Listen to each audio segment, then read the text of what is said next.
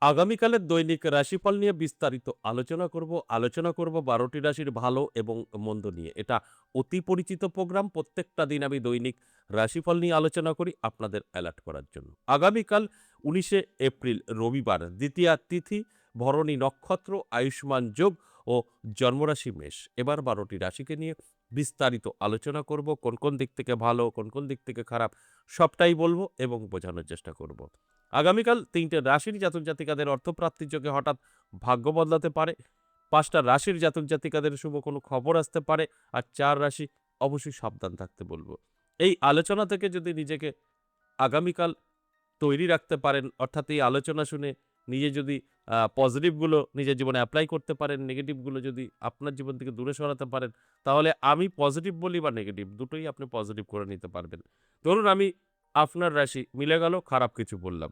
সাবধান যে কথাটা বললাম। আপনি শুনে নিলেন যে আমার তো সাবধান থাকতে বলেছে। তাহলে আপনি যতই মনের মধ্যে এই ব্যাপারটা রাখবেন, তত সতর্ক থাকবেন। ছোটখাটো সমস্যা হলে সেখান থেকে আপনি সরে থাকবেন। আপনি ব্রেন সঙ্গে করাবে যে, "না, আজকের দিনটা আমার ভালো না।" যা খুশি হতে পারে। দেখবেন পুরো দিনটা কেটে গেল, আপনি সেফ থাকলেন। তাই অ্যালার্ট থাকলে সেফ থাকা যায়, এটা সম্ভব। আর আপনি ধরুন জানলেনই না যে আপনার একটা বিপদ হবে। আপনি তো আপনার খুল্লাম-খুল্লা চলাফেরা করবেন, বিপদটা হবে না। তাই আমি প্রত্যেকটা দিন জানানোর চেষ্টা করি যে আপনার ভালো, আপনার খারাপ। এরপর আপনার সম্পূর্ণ দায়িত্ব। যদি এই কথাগুলো শুনে সেইভাবে চলতে পারেন, অবশ্যই ভালো থাকবেন। আমি খারাপ বললেও আপনি ভালো থাকবেন। কারণ আপনি ভালো তৈরি করে নেবেন। আর যদি আপনি ঠিক আছে শুনলাম টাইম পাস যা হবে, তাহলে কিন্তু যেটা খারাপ হওয়ার সেটা হবেই। তাই অবশ্যই আমার আলোচনা অ্যালার্ট করার জন্য প্রত্যেকটা দিন এই আলোচনা করি, সেই কথাটা আমি প্রত্যেকটা দিন বলি। তাই সেইভাবে চলার চেষ্টা করুন। কানে শুনেই ভাগ্য বদলায় না যতক্ষণ আপনি এপ্লাই না করবেন। যেই কথাটা আমি প্রত্যেকটা দিন বলি। এছাড়াও শেষ পর্যন্ত যদি থাকতে পারেন জানতে পারবেন আগামীকালের অশুভ সময়, শুভ সময় এবং লাকি নাম্বার। বেশ কিছু জাতক-জাতিকাদের কিন্তু কাজে আসবে। তারা এই সময় এই নাম্বার এখনো পর্যন্ত ব্যবহার করে। তাই সঙ্গে থাকতে হবে। অবশ্যই আলোচনা করব, আলোচনা থাকবে। তার আগে আমার সাথে কিভাবে যোগাযোগ করবেন সেই বিষয়টা একটু বলে নিই। নমস্কার, জয় মা কামাখ্যা, জয় মা তারা। যারা ভীষণভাবে বিপদে আছেন, বহু জায়গায় হয়তো গিয়েও সমাধান আসেনি বা কোথায় যাবেন বুঝতে পারছেন না। কারণ আমাদের চারদিকে চেনা খুব দুষ্কর। আমি বলব একবার হলেও সাক্ষাৎ করতে পারেন। কিভাবে কোথায় সাক্ষাৎ করবেন? ২ টো জায়গায় পাবেন। আমাকে পাবেন ২ টো জায়গায়। একটা হচ্ছে আমার নিজের মন্দির ১০ মহাবিদ্যা কালীবাড়ি। আরেকটা পাবেন তারাপীঠ। তারাপীঠ আপনাদের সকলেরই চেনা এবং শক্তিপীঠ। সেখানে তো আমি থাকবই।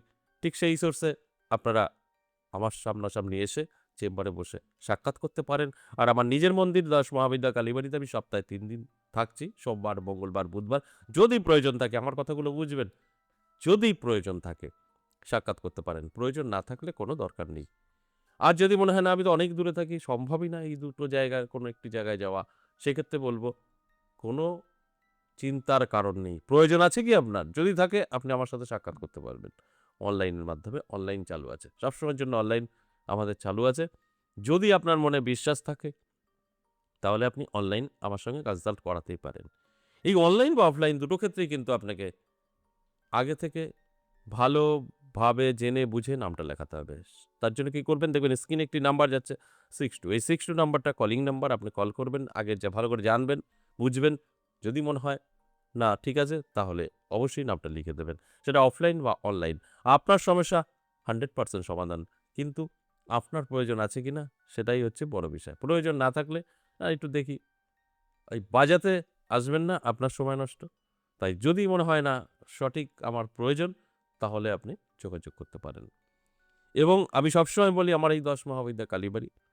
এখানে মায়ের ১০ টা রূপ। আমার মনে হয় আপনি হয়তো দ্বিতীয় কোথাও দেখেননি একসাথে মায়ের ১০ টা রূপ। ১০ মহাবিদ্যা মন্দির নেই খুব একটা।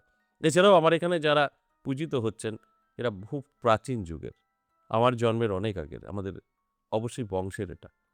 তাই কুলদেবী আছেন মা মনসা, প্রায় ১০০ বছর আমার সাধনার মা।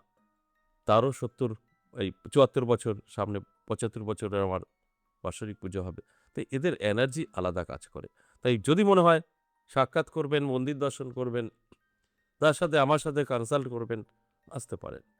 এবার আসুন আজকের আলোচনার বিষয় দৈনিক রাশিফল। এই দৈনিক রাশিফল নিয়ে বিস্তারিত আলোচনা করব, বোঝাবো এক একটা রাশি ধরে ধরে। মেষ থেকে মীন, এর মধ্যে কোনটা আপনার রাশি, আপনাকে আমি ভালো বলছি কি খারাপ বলছি সেটা অবশ্যই গুরুত্ব দিয়ে শুনে বুঝে তারপর আপনি যেকোনো সিদ্ধান্ত নেবেন। মেষ রাশি।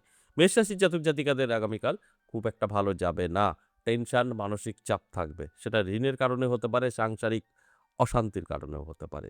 যারা বিবাহিত, সাংসারিক সমস্যা অবশ্যই নাড়াচাড়া দিতে পারে আগামীকাল। এর জন্য আপনাকে তৈরি থাকতে হবে, অ্যালার্ট থাকতে হবে।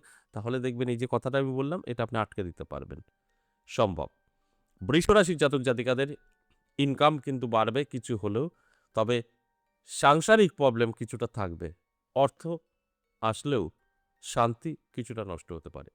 তাই আমি বলব অবশ্যই এটা আপনি কন্ট্রোল করতে পারবেন, অ্যালার্ট থাকুন।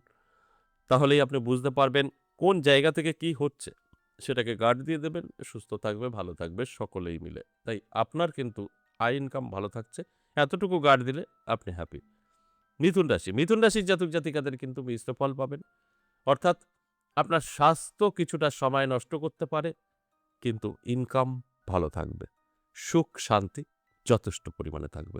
তাই কিছু তো সমস্যা থাকবে এবং ভালো সেটাও থাকবে। তাই এটা মিশ্র ফল। ওটাকে আটকাতে পারলে সবটাই ভালো। তাই এটা আপনার দায়িত্ব আপনি কি করে আপনার জীবনটা সুন্দর করে আগামী দিনের জন্য নিয়ে যাবেন সেটা আপনার উপরে নির্ভর করবে। শরীরের যত্ন নিন, রিচ খাবার থেকে দূরে থাকুন, হ্যাপি থাকুন। কর্কট রাশির জাতক জাতিকাদের কিন্তু খুব একটা ভালো নয়। ব্যবসায়িক দিক থেকে ক্ষতির সম্ভাবনা, বন্ধু-বান্ধবী দ্বারা ক্ষতির সম্ভাবনা। তাই কাউকে বিশ্বাস করা যাবে না এবং ব্যবসায় নজর রাখা উচিত। তাহলে আপনি সেফ থাকবেন। সিংহ রাশির জাতক জাতিকাদের ক্ষেত্রে যদি বলি তাহলে বলব সময়টা খুব একটা ভালো যাবে না, খুব একটা খারাপও যাবে না। আপনার কাছে বেশ কিছু ব্যক্তি এসে হয়তো আপনার আপনজনও হতে পারে। কিছু টাকা পয়সা চাইতে পারে, না দিতে পারলে একটা বড় অশান্তি তৈরি হতে পারে। তাই এই জায়গাটা একটু মাথায় রাখবেন, দেখবেন অন্যান্য দিক থেকে সব ঠিকঠাকই থাকছে। তাই এটা ভালো এবং মন্দ উভয়ই কিন্তু আমি বলতে চাইছি। তাই এটা আপনার কন্ট্রোল করা উচিত। কন্যা রাশির জাতক জাতিকাদের সাবধান থাকুন। হঠাৎ করেই কিন্তু স্বাস্থ্য খারাপ, চোট লাগা, আঘাত লাগা এগুলো হতে পারে। তাই অ্যালার্ট থাকলে এটা আটকাতে পারবেন। তা না হলে কিন্তু সমস্যা বাড়তে পারে। তুলা রাশির দারুণ সময়। হঠাৎ ভাগ্য বদলাতে পারে প্রাপ্তিযোগে, কারণ আপনার সময় অত্যন্ত শুভ। এর জন্য অ্যালার্ট থাকতে হবে, চোখ কান খোলা রাখতে হবে, পরিশ্রম করতে হবে, চেষ্টা করতে হবে। তবে গিয়ে কিন্তু মিলবে। শুধু কানে শুনে নিলে সব পেয়ে যাবে তা কিন্তু না। অবশ্যই অ্যালার্ট থাকতে হবে। এর ফল ভালো হবেই হবে। এরপর বৃশ্চিক রাশি। বৃশ্চিক রাশির জাতক জাতিকাদের যথেষ্ট ভালো সময়। আটকে থাকা কাজ ক্লিয়ার হবে। যেগুলো আটকে ছিল বহুদিন ধরে শুভ কোনো খবর আসতে পারে। নতুন বন্ধু-বান্ধবী দ্বারা ভাগ্যের চাকা ঘুরতে পারে। সবটাই কিন্তু পজিটিভ। তাই অ্যালার্ট থাকতে হবে। ধনুরাশির জাতক জাতিকাদের একটু সাবধান থাকতে বলব। খুব ভালো সময়, কিন্তু এই ভালো সময়ের মধ্যেই কিন্তু খারাপ লুকিয়ে থাকে। তাই এটাও কিন্তু নিজের হাতে কন্ট্রোল করতে হবে। খারাপ সময় কি? খারাপ সময় হঠাৎ কোনো শখের কারণে আগামীকাল ঋণে পড়ে যেতে হতে পারে। ঋণ ধার করে ফেললা। ঋণ ধার করা মানেই সমস্যা। এবং ভালো সময় কি? ভালো সময় সাংসারিক সুখ শান্তি যথেষ্ট থাকবে। ইনকাম খুব একটা না থাকলেও শান্তি কিন্তু থাকবে। আর সেই শান্তির জন্যই হয়তো শখ বেড়ে যেতে পারে। তাই এটাকে কন্ট্রোল করতে হবে। মকর রাশির দারুণ সময়। প্রাপ্তিযোগ, হঠাৎ ভাগ্য বদলানো, নানা দিক থেকে অর্থ আসা, আকর্ষিত হওয়া এগুলো কিন্তু লক্ষ্য করা যাবে। তাই অ্যালার্ট থাকতে বলব, চোখ কান খোলা রাখতে বলব। আপনার জীবনে অবশ্যই আর্থিক উন্নতি হবেই হবে। এবং কুম্ভ রাশির জাতক জাতিকাদের সমস্ত কাজ কিন্তু খুব ক্লিয়ারলি করতে পারবে। যেকোনো কাজ অর্থাৎ আপনি বহুদিন ধরে আটকে পড়েছিলেন। ধরুন একটা বাড়ি করছেন আটকে ছিল বা কোনো একটা ব্যবসায় টাকা ইনভেস্ট করবেন কোথাও গিয়ে আটকে ছিল। সেগুলো কিন্তু ক্লিয়ার হতে পারে। সেখান থেকে একটা ভালো রেজাল্ট আপনি পেতে পারেন।